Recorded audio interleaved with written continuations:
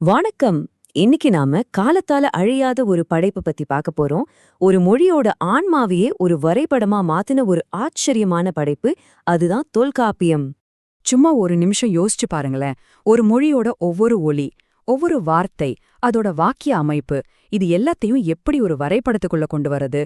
இது ரொம்பவே பெரிய சவால் இல்லையா? ஆனா நம்புவீங்களா? கிட்டத்தட்ட 2300 வருஷத்துக்கு முன்னாடியே ஒரு நூல் இந்த மாபெரும் சாதனைய செஞ்சிருக்கு. தமிழ் மொழிக்கு ஒரு முழுமையான வரைபடத்தை அது கொடுத்திருக்கு. சரி, வாங்க. அந்த பழங்கால மொழி வரைபடத்துக்குள்ள இன்னும் கொஞ்சம் ஆழமா போய் பார்க்கலாம். அதுதான் நம்ம தொல்காப்பியம். தொல்காப்பியம்னு சொன்ன உடனே இது ஏதோ ஒரு இலக்கண புத்தகம்னு மட்டும் நினைச்சிடாதீங்க. அதுக்கும் மேல சொல்லப்போனா இது தமிழ் மொழியோட ஆன்மாவையே புடிச்சு வச்சிருக்கிற ஒரு பொக்கிஷ பெட்டகம் மாதிரி. உலகத்திலேயே ரொம்ப பழமையான மொழியியல் நூல்கள்ல இதுவும் ஒண்ணு. தமிழ் மொழியோட அத்தனை கூறுகளுக்கும் இதுதான் அஸ்திவாரம். எந்த ஒரு மொழியையும் நாம புரிஞ்சுக்கணும்னா அதோட அஸ்திவாரத்திலிருந்து, அதாவது அதோட எழுத்துக்கள்ல இருந்து தான் ஆரம்பிக்கணும் இல்லையா? தொல்காப்பியம் இந்த விஷயத்தை எப்படி கையாளுதுன்னு பாப்போம் வாங்க. இங்கதான் ஒரு ஆச்சரியமான விஷயம் இருக்கு. தமிழ் மொழியோட மொத்த ஒலி அமைப்பையும் தொல்காப்பியம் வெறும் 30 முதன்மை ஒலிகளுக்குள்ள அடக்கிறது. எவ்வளவு ஒரு கச்சிதமான துல்லியமான கணக்கேடு பாருங்க. அந்த 30 ஒலிகளையும் ரொம்ப அழகா ரெண்டா பிரிக்குது.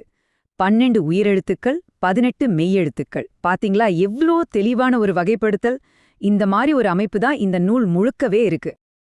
இன்னும் ஒரு சுவாரஸ்யமான விஷயம் என்னன்னா, தொல்காப்பியம் ஒவ்வொரு ஒலியோட கால அளவையும், அதாவது அது எவ்ளோ நேரம் ஒலிக்குதுங்கிறதையும் ரொம்ப நுணுக்கமா சொல்லுது.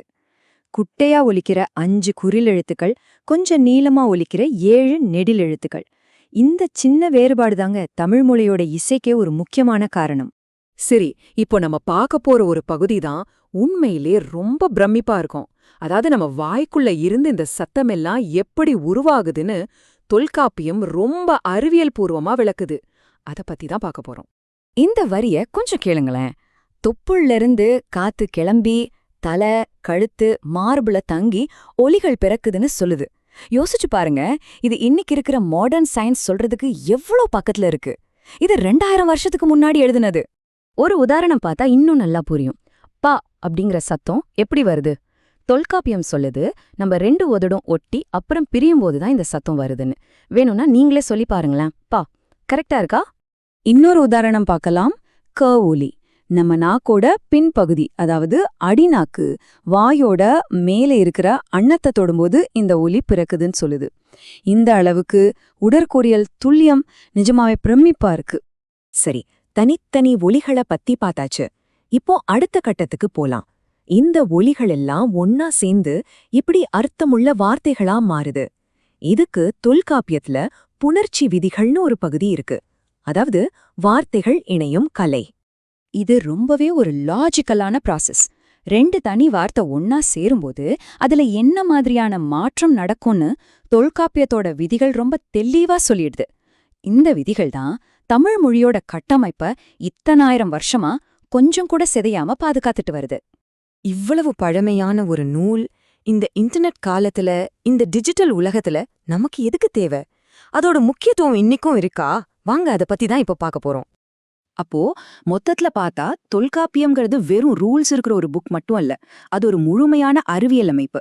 நம்ம உடம்புக்குள்ள இருந்து பேச்சு எப்படி வருதுன்னு அந்த காலத்திலே துல்லியமா சொல்லியிருக்கு. தமிழ் மொழிய ஒரு ஸ்டாண்டர்ட் பண்ணி இன்னைக்கு வரைக்கும் அது செழிப்பா இருக்க ஒரு உயிரோட்டமுள்ள வரைபடமா இருக்கு.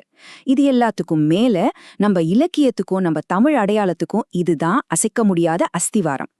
தொல்காப்பியம் ஒரு மொழிய கிட்டத்தட்ட 2300 வருஷமா பாதுகாத்திருக்கு.